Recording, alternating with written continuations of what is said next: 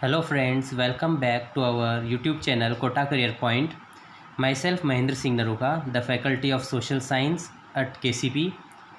Today in this video, we will going to discuss the part 3 of struggle against the Britishers. After this video, you will be able to understand the freedom struggle of 1857, its opinions, its forms, its causes and how did it spread to other parts of the country. इस topic के अंदर हम mainly बात करेंगे 1857 का स्वतंत्रता संघर्ष का स्वरूप, उसके कारण और अंततः हम बात करेंगे इसके विस्तार के बारे में. So you are requested to watch this video till the last minute. ये वीडियो की शुरुआत करते हैं. हमारा सबसे पहला टॉपिक है 1857 का स्वतंत्रता संघर्ष, that is freedom struggle of 1857. Right side image जो है ये फ्रीडम स्ट्रगल में बंदी बनाए गए कुछ लोगों की है. सबसे पहली चीज़ मैं आपको बता दूं इसमें कि 1857 से पहले लगातार 100 ईयर्स तक ईस्ट इंडिया कंपनी ने इंडिया के जो प्रांतीय राज्यों, देशी रियासतों, किसानों, जनजातियों आदि का प्रतिरोध सहन किया.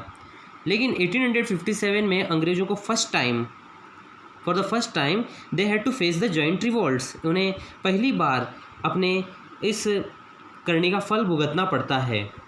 हालांकि वो पहले जो है कभी प्रिंसली स्टेट्स तो कभी फार्मर्स, कभी ट्राइबल्स, इनसे छुटपुट रिवोल्ट का सामना तो करते रहे थे, but they were easily crushed. कोई ज़्यादा उनके लिए दिक्कत नहीं थी. प्रिंसली स्टेट जैसे कि आप मराठाओं के बारे में जानते हैं कि मराठाओं से उन्होंने किस तरह से लोहा लिया, सिखों से लड़ाई लड़ी, है कि नहीं. इसके अलावा उन्होंने ट्राइबल से भी लड़ी, वो हम बाद में पढ़ेंगे बाद के वीडियोज़ में. लेकिन 1857 एक ऐसा टाइम पीरियड था जब ब्रिटिशर्स को जॉइंट रिवोल्ट फेस करना पड़ा था, यानी कि एक संगठित विरोध का सामना करना पड़ा. लेकिन अंग्रेज़ों ने कूटनीति एवं आपसी फूट का लाभ उठाकर इस रिवोल्ट को विफल कर दिया, परंतु उनको अपनी नीति में परिवर्तन करने के लिए मजबूर होना पड़ा. They were forced to change their policies. 1857 का रिवोल्ट पूरी तरह से फेल हुआ ये हम नहीं कह सकते. उन्हें अपनी नीतियों में परिवर्तन करने के लिए मजबूर होना पड़ा, बदलाव लाने पड़े थे. आगे की स्लाइड्स में हम बात करेंगे स्वतंत्रता संघर्ष का स्वरूप, यानी कि फॉर्म ऑफ फ्रीडम स्ट्रगल. तो आइए सबसे पहले बात करते हैं. In this form of freedom struggle we will mainly discuss about the opinions given by the historians. इतिहासकार क्या ओपिनियंस रखते हैं, क्या राय रखते हैं, उसके बारे में हम देखेंगे. यहाँ पर there are different opinions given by European historians plus British historians and Indian historians.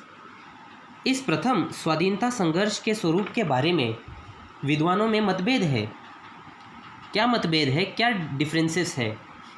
देखिए, ब्रिटिश एंड यूरोपियन हिस्टोरियंस ने इसे सिपाही म्यूटिनी कहा है, यानी कि इसे सिपाही विद्रोह का नाम दिया गया है, या फिर रिएक्शन ऑफ एरिस्टोक्रेट्स, यानी कि इसे सामंती प्रतिक्रिया का नाम दिया है. वहीं कुछ इसे मुस्लिम कॉन्स्पिरेसी बताते हैं, यानी कि मुस्लिम षड्यंत्र. इसे कहा गया it was the result of Muslim conspiracy, यानी कि मुस्लिम षड्यंत्र का परिणाम बताते हैं. वहीं भारतीय इतिहासकार और विद्वानों का मानना है कि ये जो है एक सैनिक असंतोष से प्रारंभ होकर बहुत जल्दी जन विद्रोह का रूप ले लेता है. Indian historians they call it as nation wide struggle. It started from the sipahi dissatisfaction, military dissatisfaction, and soon it spread to the nation-wide struggle. कुछ लोग इसे वार ऑफ इंडिपेंडेंस यानी कि स्वतंत्रता संग्राम भी कहते हैं, कुछ लोग इसे फ्रीडम स्ट्रगल कहते हैं. However, both the things are same, war of independence and freedom struggle. तो आइए सबसे पहले हम भारतीय विद्वान सुरेंद्र नाथ सेन के बारे में जान लेते हैं. सुरेंद्र नाथ सेन ने लिखा है कि यह युद्ध धर्म के नाम पर शुरू हुआ और स्वतंत्रता संग्राम में जाकर ख़त्म होता है. Means this war started in the name of religion and it ended in the name of the freedom of the country. ये तो अच्छी चीज़ है कि धर्म से शुरू होता है और स्वतंत्रता पर ख़त्म होता है, यानी कि हमारा धर्म ही हमारी स्वतंत्रता है, हमारी स्वतंत्रता ही हमारा धर्म है, वटेवर। वहीं दूसरे इतिहासकार, ये काफ़ी पॉपुलर है, डॉक्टर वी.डी. सावरकर, विनायक दामोदर सावरकर। इन्होंने अपनी पुस्तक, अपनी बुक जिसका नाम है भारत का स्वातंत्र्य समर, यानी कि इसका नाम है वार ऑफ इंडियन इंडिपेंडेंस, इस बुक का नाम है वार ऑफ इंडियन इंडिपेंडेंस। तो इन्होंने इसके अंदर लिखा है कि ये युद्ध जो है भारत का स्वतंत्रता संग्राम था। It was the Indian war of independence. तो आप यहाँ पर देख सकते हो कि फॉर्म ऑफ फ्रीडम स्ट्रगल में कि how different opinions were put forward by various Europeans and British scholars plus Indian scholars also. अलग अलग इतिहासकारों के द्वारा अलग अलग मत यहाँ पर रखे गए हैं, अलग अलग वेरिएशंस रखे गए हैं। यूरोपियन इतिहासकार इसे सिपाही विद्रोह कहते हैं, सामंतों की प्रतिक्रियाएं कहते हैं, मुसलमानों का षड्यंत्र कहते हैं, वटेवर जो उनके मन में आया कह दिया। बट सही बात क्या है वो ये है, it was the nation wide struggle. ये अंग्रेज़ों की जड़ें हिला देने वाला एक संघर्ष था। It was the war of independence. Doctor VD. Savarkar ने अपनी पुस्तक में लिखा है, this was the first Indian war of independence. Bharat का पहला स्वतंत्रता संग्राम था जिसे वी.डी. सावरकर ने बताया। वी.डी. सावरकर के बारे में हम डिटेल में बाद के स्लाइड्स में पढ़ेंगे। कौन थे ये व्यक्ति, रेवोल्यूशनरीज ने ये किस तरह से इन्होंने अपना रोल अदा किया था। आगे हम बात करेंगे स्वतंत्रता संघर्ष के कारण। What were the reasons for the freedom struggle, क्या रीजंस थे इस फ्रीडम स्ट्रगल के जिसके वजह से ये विद्रोह होता है। The first reason was that economic policies of the Britishers, अंग्रेज़ों की आर्थिक नीतियाँ। आप सब जानते हैं कि India was the golden bird in the 18th century. उस समय अंग्रेज़ जो है भारत की वेल्थ से, भारत की दौलत से काफ़ी ज़्यादा आकर्षित हुए और वो भारत की तरफ आने के लिए मजबूर हुए। उनकी इकोनॉमिक पॉलिसीज़ यानी आर्थिक नीतियाँ ऐसी थी कि उन्होंने भारतीय व्यापारियों, भारतीय किसानों, इनको कर्ज तले डुबो दिया। इनके ऊपर भारी भरकम टैक्स लगाया जिसके वजह से इनकी आमदनी कम होती गई। भारतीय व्यापार धीरे धीरे ख़त्म होने लग गया। तो इससे लोग काफ़ी नाराज़ थे। नाराज़गी उनकी जेन्युइन थी, वाजिब थी उनकी नाराज़गी, और यही नाराज़गी आगे चलकर एक बड़ा संघर्ष का रूप धारण कर लेती है। नेक्स्ट पॉइंट है लॉर्ड डलहौजी की एनेक्सेशन पॉलिसी। एनेक्सेशन पॉलिसी का मतलब होता है हड़प नीति। हड़प लो, ये राज्य दिखा, हड़प लो, कमज़ोर राजा है, हड़प लो, राजा के बेटा नहीं है, हड़प लो। मतलब जो उसे वीक पॉइंट, माइनस पॉइंट दिखाई देता वहाँ पर वो हावी हो जाता। सो ये भी राजाओं के मन में ऐसा घर कर गया कि हमारे को बुरी तरह से यहाँ पर लूटा जा रहा है, हमारे राज्यों को हड़पा जा रहा है। तो वो भी एक आगे चलकर एक प्रोटेस्टिंग फैक्टर बन जाता है, एक विद्रोह करने का एक कारण बन जाता है। थर्ड रीज़न जो है British policy of empire extension. अंग्रेज़ जो है अपना एक्सटेंशन करने से कभी नहीं डरते थे, वो हमेशा चाहते थे हमारा एक्सटेंशन ज़्यादा से ज़्यादा हो। So this was also the reason for the freedom struggle. उसके बाद में सोशल रीजंस, यानी कि उन्होंने अपनी सोसाइटी को बेटर बताया बजाय हमारी सोसाइटी के। कहा कि आप इंडियंस काफ़ी ज़्यादा घटिया हो, आप इंडियंस जो है इलिटरेट हो, आप इंडियंस को किसी चीज़ की नॉलेज नहीं है, पहनावा नहीं आता है, आप इंडियंस जो है टोटली अनसिविलाइज्ड हो, असभ्य हो, वगैरह वगैरह। तो ये उनके खिलाफ काम कर गए। रिलीजियस पॉलिसीज़, अंग्रेज़ों ने भारतीय लोगों को ज़्यादा से ज़्यादा क्रिश्चियनिटी में कन्वर्ट करने की कोशिश की थी कि क्या रखा है हिंदुइज़्म में, क्या रखा है इस्लामिक फ़िलासफ़ी में, आप क्रिश्चियनिटी में आइए, आपको हम बहुत ज़्यादा पर्क्स देंगे, हम आपको बहुत ज़्यादा से ज़्यादा इकोनॉमिक बेनिफिट्स देंगे, आपको नौकरियां मिलेंगी, आपको काफ़ी ज़्यादा राइट्स मिलेंगे। और सबसे बड़ा कारण इसमें मैं मानता हूँ मिलिट्री रीजंस का। ये सबसे इम्पोर्टेंट रीज़न है। This was the one of the most important reason, military reasons. ये मिलिट्री रीजंस की वजह से ये संघर्ष होने लग गया था। तो ये 4 रीजंस है, आप देख लीजिए इम्पोर्टेंट तरीके से। Economic policies of British, lord Dalhousie की annexation policy, British policy empire extension वाली, सोशल कारण, रिलीजियस कारण, मिलिट्री कारण, all these reasons made this war, made this struggle inevitable. आगे हम बात करते हैं स्वतंत्रता संघर्ष का प्रारंभ एवं प्रसार, यानी कि start and the spread of revolt. सैनिकों की चर्बी वाले कारतूसों के प्रयोग से मना करने पर अनुशासनहीनता का अपराध लगाकर उनको दंड दिया गया। अब देखिए किस तरह से सोल्जर्स ने मना कर दिया था कि हम ये फैट्स कार्ट्रिजेस का इस्तेमाल नहीं करेंगे, इससे हमारा धर्म भंग हो जाता है, हमारे रिलीजियन के फ़िलॉसफी के अनुसार ये सही नहीं है। तो उनको कहा कि आप इनडिसिप्लिन हो, आप अपने सीनियर्स की बात नहीं मानते हो, you will be punished.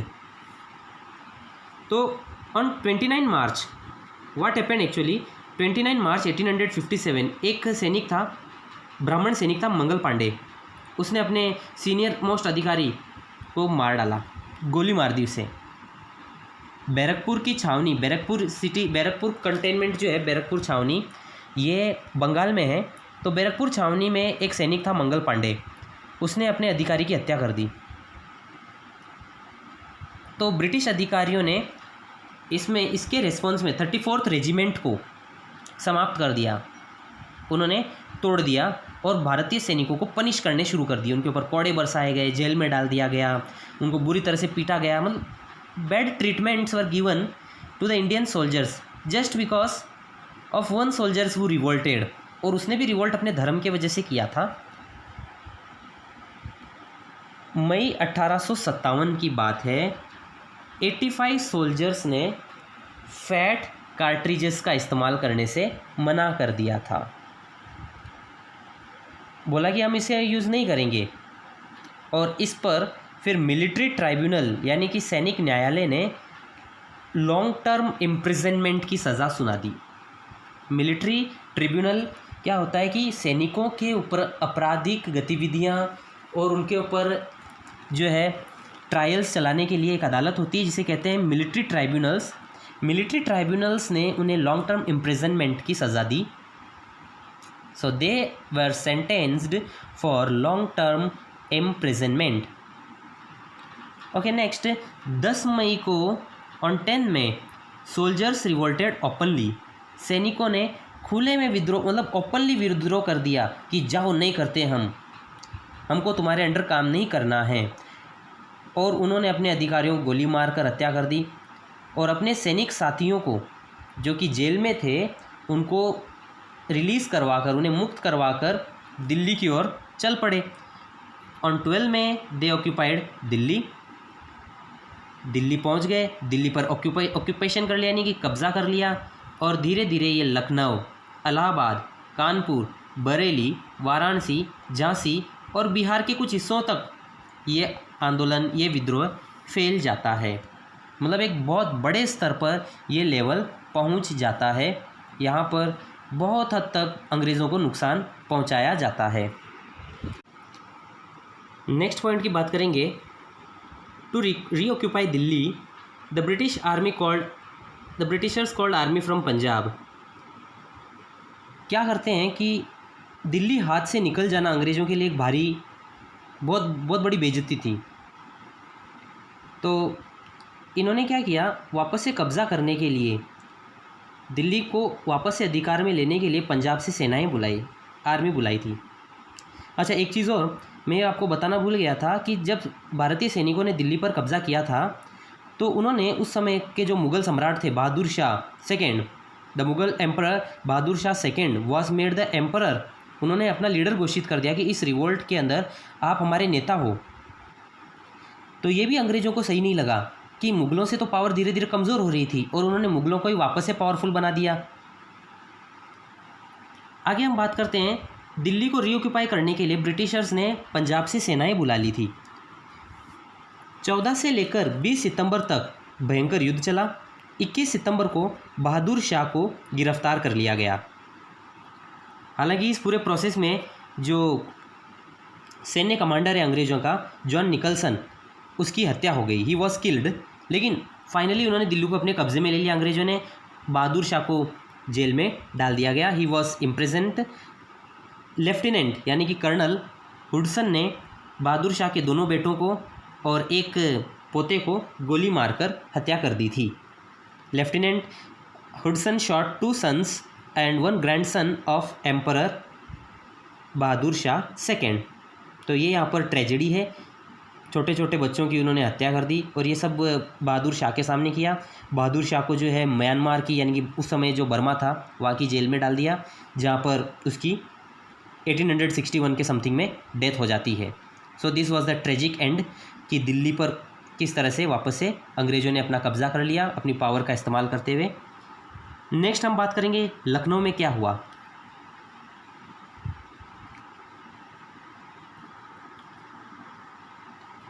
On 4 June 1857 in Lucknow, British resident Henry Lawrence died.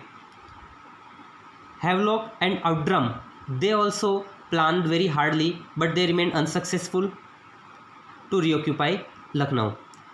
देखिए क्या है कि 4 जून 1857 को लखनऊ में क्रांति होती है, रेवोल्यूशन होता है। इंडियन सोल्जर्स ने रेजिडेंसी को घेर लिया। अब रेजिडेंसी क्या है? ब्रिटिशर्स के अधिकारियों के रहने के लिए जो कॉलोनी थी, एरिया था, उसे रेजिडेंसी कहा गया। रेजिडेंसी को घेर लिया, जिसमें ब्रिटिश रेजिडेंट हेनरी लॉरेंस मारा गया।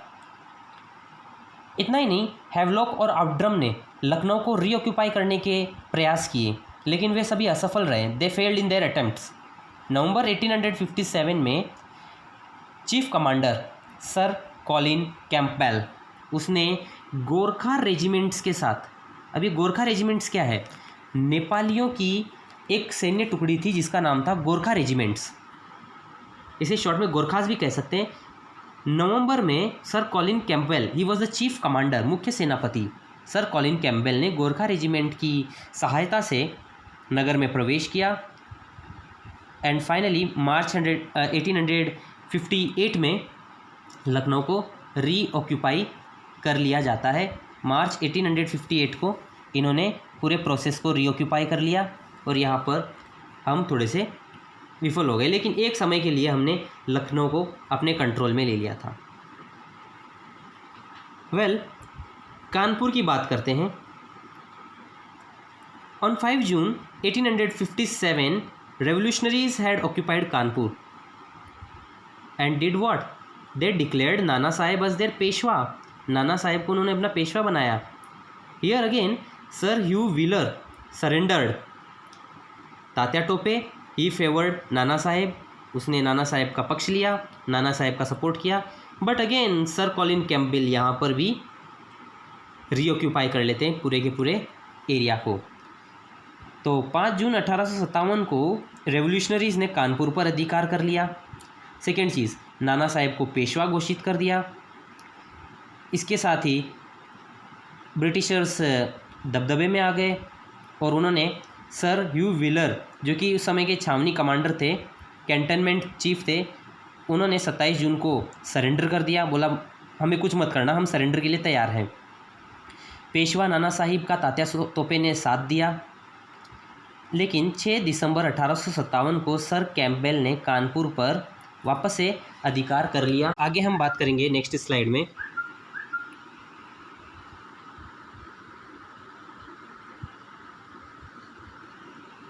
In June 1857, revolution took place in Jhansi as well, where Rani Lakshmibai was leading this revolt. क्या होता है कि जून 1857 में झांसी में क्रांति हो गई थी। यहाँ पर रानी लक्ष्मीबाई को रियासत का, यानी कि प्रिंसली स्टेट्स का रूलर डिक्लेयर कर दिया जाता है। यहाँ पर सर ह्यू रोज ने झांसी पर अटैक करके अप्रैल 1858 पर उस पर वापस से अपना अधिकार कर लिया जाता है।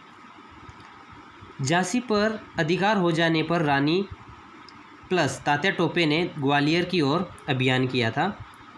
It means just after the Jhansi was reoccupied by sir Hugh Rose by Britishers, Rani Lakshmibai and Tatya Tope they went Gwalior modern day Madhya Pradesh के अंदर है।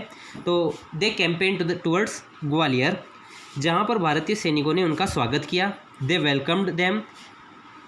इसके बाद में बात करते हैं हम सिंधिया की। सिंधिया जो कि मराठाओं की एक ब्रांच थी।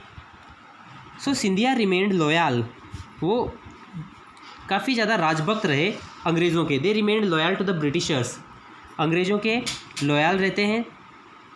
तो उन्होंने अंग्रेज़ों का साथ दिया, और उनके साथ देने से होता ही है कि 17 जून 1858 को ग्वालियर जो है अंग्रेज़ उसके ऊपर वापस से कब्ज़ा कर लेते हैं। तो यहाँ पर ध्यान देने वाली बात है कि सिंधिया ने राजभक्त रहने का फैसला लिया और उन्होंने आगरा में शरण ली। ग्वालियर पर 1858 में 1858 में अंग्रेज़ों ने वापस से कब्ज़ा कर लिया। इसके बाद में 17 जून 1858 को रानी लक्ष्मीबाई ब्रिटिश सेना से संघर्ष करते हुए वीरगति को प्राप्त हो गई। Rani Lakshmibai received martyrdom while facing the Britishers, and she died on 17 June 1858 on the same date on which Gwalior was reoccupied। Gwalior पर जिस समय कब्जा हुआ उसी समय उनकी वीरगति हो गई। तात्या टोपे भी वहाँ से भाग निकले, लेकिन सिंधिया के एक एरिस्टोक्रेट्स ने उन्हें पकड़ा दिया था। सिंधिया के एक सामंत ने पकड़ लिया और अंग्रेज़ों के सुपुर्द कर दिया, जहाँ पर अंग्रेज़ों ने उसे फांसी दे दी थी। So Tatya Tope was he tried very hard to escape from British control, but Scindia, as you know, they remained loyal to the Britishers, so they caught him and hand over to the Britishers। Finally Britishers ने उन्हें execute कर दिया, फांसी दे दी है। आगे हम बात करेंगे बिहार की। बिहार में रिवोल्ट क्या होता है। In Bihar the leader of Jagdishpur, he was 80 years old, Kunwar Singh. He defeated British officers Milmel, Colonel Dax, Mark, Major Douglas.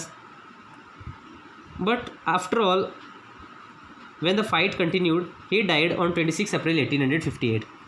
कहने का तात्पर्य ये है कि बिहार में इस क्रांति का नेतृत्व जगदीशपुर के ज़मींदार के हाथों में था, जिसका नाम था Kunwar Singh. Actually he was very old, काफ़ी बुजुर्ग व्यक्ति था। कुंवर सिंह ने अंग्रेज सेनापति मिलमेल, कर्नल डैक्स, मार्क और मेजर डगलस को धूल चटा दी। अप्रैल 1858 में अपनी रियासत पर वापस से अधिकार कर लिया, लेकिन 26 अप्रैल 1858 को कुंवर सिंह ने अंग्रेज़ों से लड़ाई लड़ी और यहाँ पर ही शहीद हो जाते हैं, हार जाते हैं। बरेली में बहादुर खान ने इस रिवोल्ट को आगे बढ़ाया और यहाँ पर कामयाबी हासिल की। वाराणसी के अंदर भी कुछ ऐसे ही रहा, पर यहाँ पर कॉलोनल नील ने रिवोल्ट को क्रश कर दिया था। तो इस तरह से यहाँ पर भी रिवोल्ट ज़्यादा देर तक चल नहीं पाया। तो हमने जैसा देखा कि सभी जगहों पर रिवोल्ट कुछ समय तक हम जीत में रहे थे, लेकिन फाइनली हम हार जाते थे, क्योंकि अंग्रेज़ों के पास नेटवर्क ज़्यादा बढ़िया था। टेलीग्राम का नेटवर्क अच्छा था, जिसकी वजह से उनका कम्युनिकेशन सेटअप बढ़िया रहा। वहीं बात करेंगे उत्तर भारत की अपेक्षा दक्षिण भारत में सैनिक क्रांतिकारियों की संख्या कम थी। मतलब कि as compare to the North India, the revolutionaries in South India were few. Even then many revolutionaries were there from South India, such as Rango Bapuji Gupte, ये सतारा से थे, महाराष्ट्र। सोनाजी पंडित, रंगाराव पांगे, मौलवी सईद अलाउद्दीन, भीमराव, मुंडारगी छोटा सिंह, ये सभी कर्नाटक से थे। इसके बाद में अन्नाजी फडणवीस, ये कोल्हापुर से थे, एटसेट्रा। और भी कई थे, जैसे कि गुलाम गौस, सुल्तान बख्श, अरुणागिरी व कृष्ण, ये मद्रास से थे। फिर मुलगाबल स्वामी, ये कोयम्बटूर से थे। मुल्ला सनी, विजय कुदारत, केरल से। तो इनका कंट्रीब्यूशन भी काफ़ी अहम हो जाता है। तो इस प्रकार 1857 का रिवोल्ट पूरे देश भर में फैला रहा, और इस संघर्ष में सैनिकों के साथ सभी क्षेत्र के लोग, सभी भाषाओं के लोग, सभी धर्मों के लोग, सभी जातियों के लोग, प्लस किसान, ज़मींदार, इन सभी ने भाग लिए। राइट साइड में यहाँ पर आप मैप देखिए। इस मैप के माध्यम से मैं समझाना चाहूँगा कि किस तरह से ये रेबेलियन फैलता है। यहाँ पर जो ब्लू कलर के पार्ट का जो रीजन है, ये वो रीजन है जो अंग्रेज़ों की डायरेक्ट मदद कर रहा था। इसके साथ ही यहाँ पर जो ब्लैक कलर का जो रीजन है, डार्क ब्लैक कलर का, ये वो रीजन था जहाँ पर अंग्रेज़ों के खिलाफ़ युद्ध हो रहा था। अंग्रेज़ों के खिलाफ़ डायरेक्ट यहाँ पर सत्ता को चुनौती दी जा रही थी। और जो ग्रीन कलर वाले रीजन हैं, ये न्यूट्रल स्टेट्स थे, मतलब हम ना अंग्रेज़ों का साथ देंगे ना राजा महाराजाओं का साथ देंगे। और ये जो ब्राउन कलर का जो रीजन है, ये रीजन जो है यहाँ पर रिवोल्ट का सबसे ज़्यादा प्रभाव रहा। ये जो रीजन है,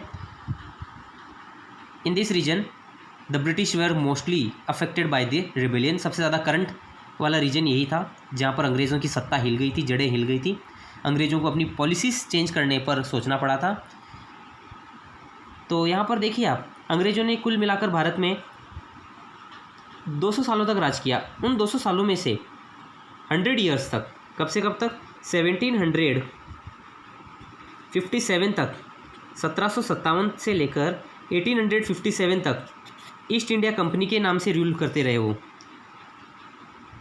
और यहाँ पर उनका रूल ख़त्म हो जाता है। इंग्लिश ईस्ट इंडिया कंपनी की जगह अब आता है ब्रिटिश क्राउन। डायरेक्ट ब्रिटेन की पार्लियामेंट इंडिया को कंट्रोल करेगी और ये चलता है 1947 तक, यानी कि आने वाले 100 ईयर्स तक ऐसा चलता है। तो वो भी काफ़ी इंटरेस्टिंग रहेगा। आगे के वीडियोस में हम टॉपिक्स को आगे बढ़ाएंगे। 1857 के बाद में क्या होता है, ट्राइबल रूल्स किस तरह से आगे बढ़ता है, वो हम देखेंगे। So this is the end of this video. I hope आपको ये वीडियो काफ़ी पसंद आया होगा। Thanks for watching this video. Have a great day.